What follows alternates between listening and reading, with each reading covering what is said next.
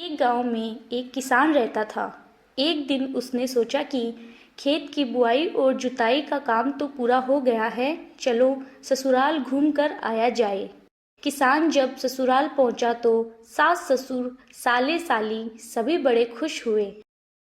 सास ने भी दामाद की अच्छी खातिरदारी की और दाल सब्जी में भी खूब सारा घी डाल कर दिया। भोजन करके दामाद को खूब आनंद आया और उसने फिर सोचा, चलो फसल तो बो ही दी है, फिर क्यों न ससुराल में कुछ दिन और रहकर ऐसे ही बढ़िया बढ़िया भोजन किया जाए। फिर जब 2-3 दिन बीत गए और दामाद घर से जाने का नाम ही नहीं ले रहा था, तो सास ने सोचा, ऐसे तो दामाद जी ही सारा घी चट कर जाएंगे और बाकी बच्चों के लिए तो कुछ बचेगा ही नहीं। इन दिनों तेज सर्दी के कारण घी हड्डियों में जम रहा था, इसलिए उसे बिल्ली से बचाने के लिए वो उसे रस्से से बांधकर छत पर लटका करती थी।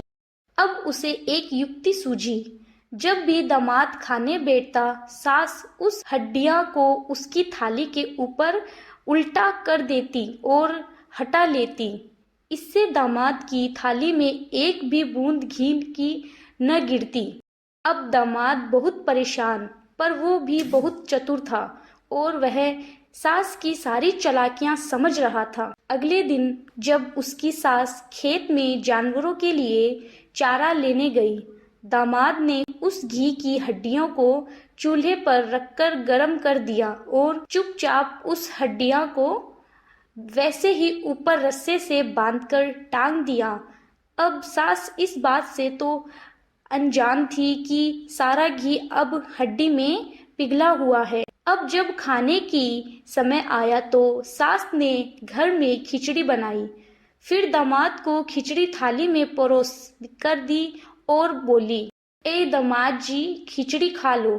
दामाद जी आकर बैठ गए और सास ने उन्हें थाली में खिचड़ी परोसी और फिर रोज की तरह उसने हड्डियां ऊपर से उतारी और दामाद जी की थाली में ऊपर हड्डियां उल्टी कर दी। फिर क्या था, सारा का सारा घी दामाद जी की थाली पर ही आ गिरा। दामाद की थाली में सारा का सारा घी गिरने से सास तो अब हड़बड़ा गई और इसी हड़बड़ाहट में अनन फनन अपने बच्चों को आवाज लगाने लगी, अरे चुंगू मुंगू, झुमरू झुमकी, जल्दी आओ, आज तुम्हारे जीजा जी के साथ एक थाली में ही खाना खाते हैं। फिर सब उस थाली में ही खाना के लिए बैठ गए और सास ने चालाकी से घी को अपनी और अपने बच्चों की तरफ करने के लिए थाली में ही ज्यादा से ज्यादा घी अपनी ओर समेटा हुआ बोलने लगी, देखो दामाद जी,